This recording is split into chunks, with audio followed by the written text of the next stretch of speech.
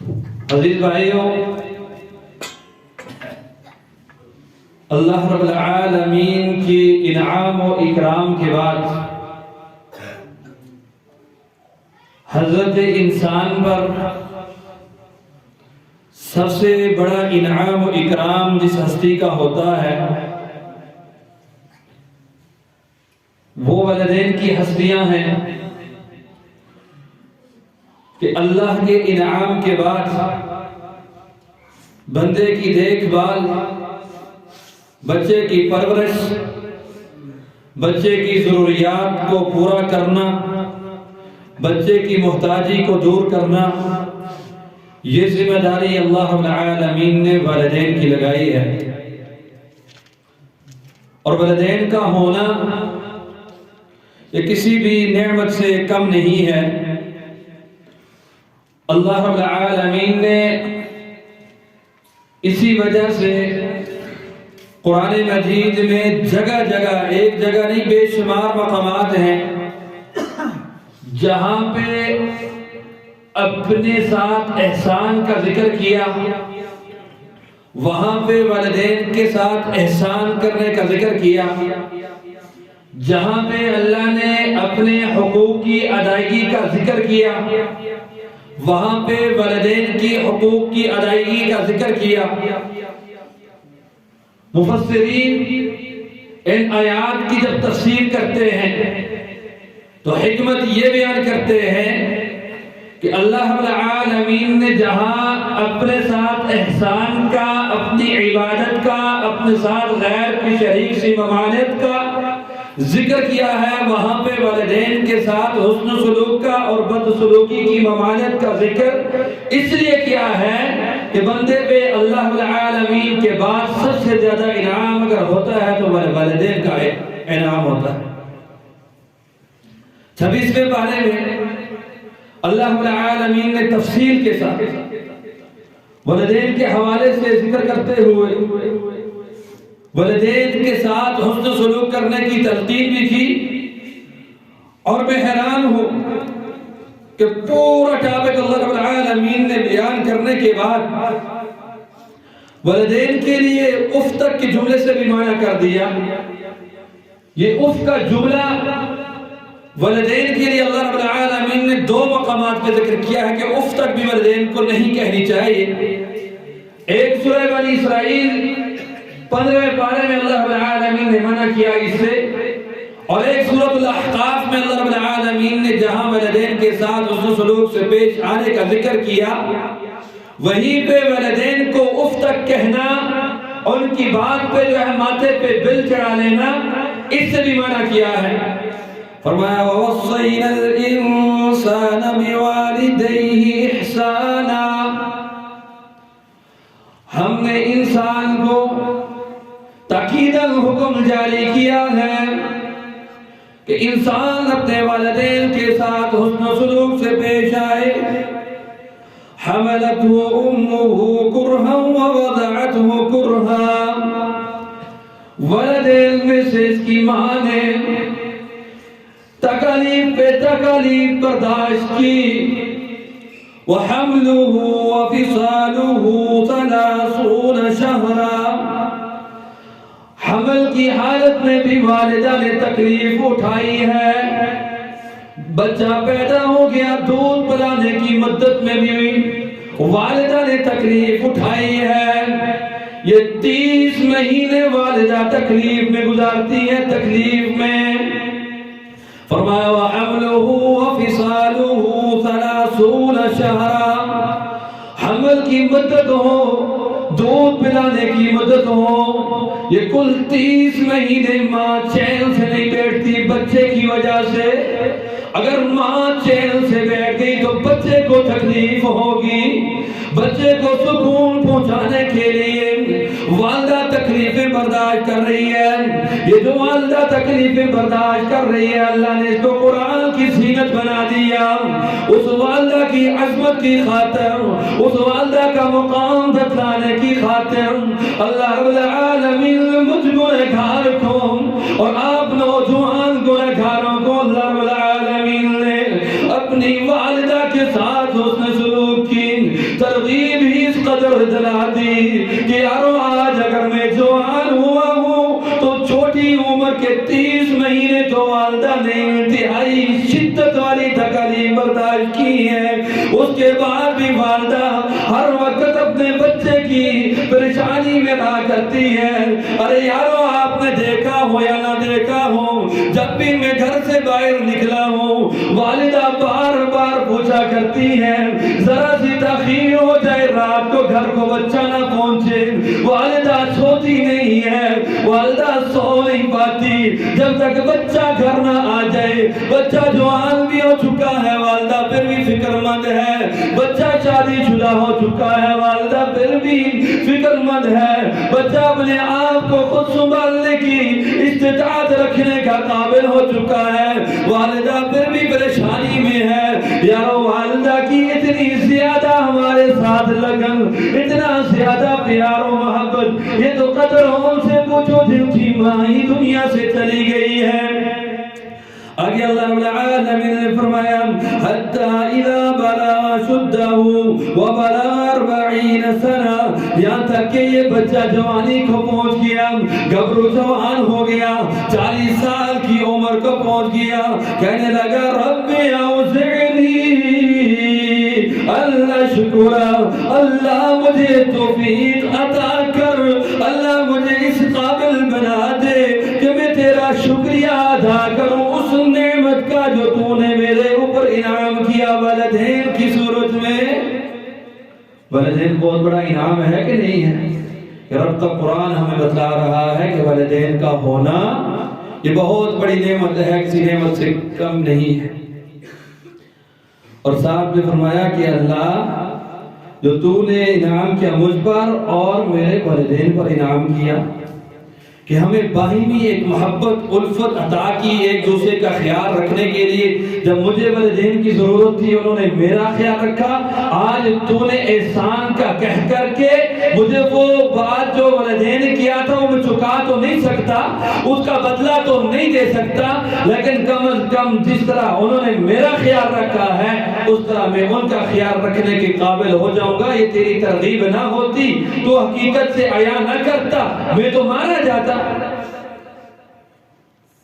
وَأَنْ أَعْمَلَ صَالِحًا تَرْضَاهُ، اور اللہ مجھے یہ بھی توفیق دینا کہ میں نیک کام کروں، اور دنیا میں اللہ کی عبادت کے بعد سب سے افضل ترین نیکی، سب سے پسندیدہ صالح ترین عمل والدین کے ساتھ حسن و سلوک سے پیش آنا ہے۔ اور صاحب نے کیا کہا وَأَصْلِحْ لِي فِي ذُرِّيَّتِي، اللہ مجھے یہ بھی توفیق دینا کہ میں اپنی اولاد کا بھی ویسے ہی خیال رکھوں، ویسے ہی اصلاح کروں جیسے میرے والدین نے میری تربیت کی ہے، اور میں آج والدین کے لیے دعائیں کر رہا ہوں اللہ میں اولاد کی ایسی تربیت کر کے جاؤں کہ کل میں دنیا سے چلا جاؤں تو اولاد میرے لیے بھی دعا کرنے والی ہو۔ اور کہا کہ اللہ میں تیری طرف رجوع کرتا ہوں، اور اللہ یہ بھی توفیق مانگتا ہوں کہ مجھے مسلمان ہی رکھنا۔ یہ بڑے گہرائی والے جملے ہیں۔ معلوم کیا ہوا جس کے اندر اسلام نام کی چیز ہوگی، جس کے اندر ایمان کی تڑپ ہوگی، وہ کبھی بھی اپنے والدین کا نافرمان نہیں ہوگا۔ نقطہ سمجھنے کی بات ہے، یہ دعائیں کرنے والا گھبرو جوان، یہ دعا اللہ نے کیوں بتلائی ہے؟ یہ اس لیے دعا سکھلائی ہے کہ انسان اپنے والدین کے ساتھ حسن و سلوک تب ہی کرے گا جب وہ نیک ہوگا، نیک تب ہی ہوگا جب وہ مسلمان ہوگا۔ بات سمجھ آئی کہ نیک وہی ہوگا جو مسلمان ہوگا۔ مسلمان کو اپنے والدین کی فکر ہوتی ہے، وگرنہ کافروں نے تو قانون بنایا ہے والدین بوڑھے ہو جائیں تو ان کو کہیں پھینک دو، ملازموں کے آسرے میں چھوڑ دیتے ہیں والدین کو، اور جو ہوم مقرر کیے ہوئے انہوں نے، اور آج نام کا مسلمان ویسے ہی کام کر رہا ہے ان کی نقالی۔ اپنے والدین کو جب بوڑھے ہو جاتے ہیں ایسے ایسے بدبخت دیکھے ہیں کہ جائیداد کی وجہ سے والد سے جھگڑ رہے ہیں، ویڈیو سوشل میڈیا پہ آئے روز آتی ہیں، والد کو مار رہا ہے بیٹا، پوچھنے والا پوچھتا ہے کیوں مارا ہے، کہتا ہے والد جو ہے جائیداد دینے کے حوالے سے سائن نہیں کر۔ جس والد نے کانٹا چبھنے نہیں دیا اس کو، اس کی تربیت کے لیے، اس کی پرورش کے لیے کہ میرے بچے جو ہے بڑے ہو جائیں، تعلیم یافتہ ہو جائیں، جب یہ بڑا افسر بن گیا، کچھ کمانے کے قابل ہوا، یہی افسر صاحب اپنے والدین کو دھکے دے رہا ہے۔ کتنے ہی خوش نصیب لوگ ہوتے ہیں کہ جن کے والدین جو ہے وہ آخری عمر کو جب پہنچتے ہیں اور 1.5 عمر کو ہوتے ہیں، یہ ویسے ہی حسن سلوک کرتا ہے ان کے ساتھ جیسے چھوٹی عمر میں والدین نے ان کے ساتھ کیا تھا۔ فرمایا یہ کون لوگ جو والدین کے ساتھ حسن سلوک کرتے ہیں، ان کی فضیلت سنی اگلی ہے۔ فرمایا اولئک الذین نتقبل عنہم احسن ما عملوا وَنَتَجَاوَزُ عَنْ سَيِّئَاتِهِمْ فِي أَصْحَابِ الْجَنَّةِ، یہ وہی لوگ ہیں کہ جن کے اچھے اعمال کو ہم نے قبول کر لیا،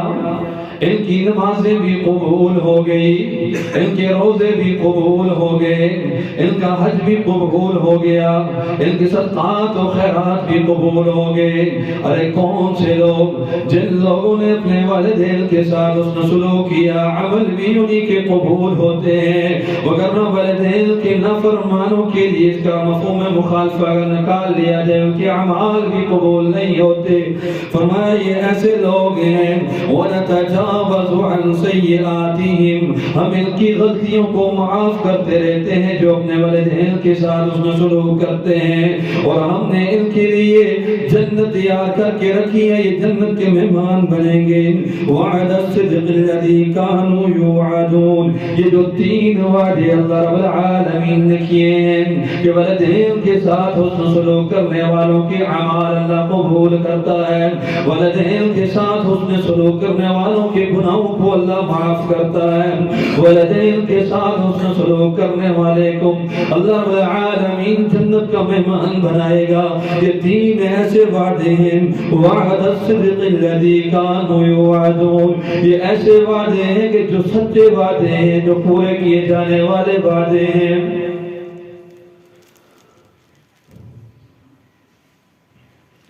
یہ والدین کے لیے وہ خوش نصیب اولاد ہے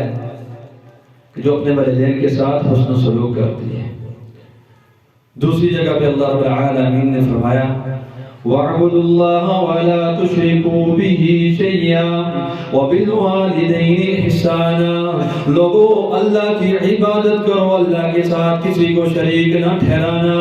اللہ کی عبادت کے ساتھ ساتھ والدین کا حسن سلوک بھی کرنا نہ بھولنا، جو کہ عبادت قبول وہی ہوتی ہے جو والدین کے حسن سلوک کے ساتھ کی جائے۔ اگر والدین کو گالم گلوچ کرنے والا، والدین کی نافرمانی کرنے والا، والدین کی بات کو نہ ماننے والا، والدین کو بات بات پہ چڑکی بنانے والا، ایسا شخص جو ہے ہزاروں نوافل بھی پڑھ لے، اللہ اس سے ناراض ہے، اللہ اس سے راضی نہیں ہے، اس کی عبادت قابل قبول نہیں ہے۔ نبی علیہ السلام نے فرمایا رضا الرب فی رضا الوالدین، اللہ رب العالمین کی رضا مندی والدین کی رضا مندی میں ہے، وسخط الرب فی سخط الوالدین، اللہ رب العالمین کی ناراضگی والدین کی ناراضگی میں ہے۔ معلوم ہوا جس نے اپنے والدین کو راضی کیا اللہ اس سے راضی ہے، جس نے اپنے والدین کو ناراض رکھا کسی وجہ سے بھی، اگر غلطی اس کی نہ بھی ہو والدین ناراض ہو گئے تو اللہ رب العالمین بھی ناراض ہے، اور جس شخص سے اللہ رب العالمین ناراض ہے تو پھر اللہ کا کلام تو برحق ہے کہ اس شخص کے عمل کیسے قبول ہو سکتے ہیں۔ عمل تو اسی کے قبول ہوں گے جس کے ساتھ اس کے والدین راضی ہیں، اور والدین کو راضی کرنے میں اس نے اپنے رب کو راضی کر لیا۔ والدین کی عظمت کے لیے، ان کی اطاعت کے لیے، ان کی فرما برداری کے لیے اللہ رب العالمین نے جب خرچ کرنے کے سوال کا جواب دینے کی باری آئی اللہ رب العالمین نے اندازی تبدیل کر لیا. فرمایا یسألونک ماذا ينفقون قل ما انفقتم من خیر فللوالدین. پوچھنے والوں نے پوچھا کہ ہم کس کے لیے خرچ کریں؟ خرچ کرنے کے اعتبار سے سب سے زیادہ حق رکھنے والے کون ہیں؟ اللہ رب العالمین نے مسکینوں کا ذکر پہلے نہیں کیا, یتیموں کا ذکر پہلے نہیں کیا, پہلے گھر کا ذکر کیا ہے کہ جب تجھے ضرورت تھی خرچ کی تو تیرے پر خرچ کرنے والے والدین تھے. آج والدین کو تیرے خرچ کی ضرورت ہے, والدین پہ پہلے خرچ کرو, بعد میں دیگر یتیموں مسکینوں پہ خرچ کرو.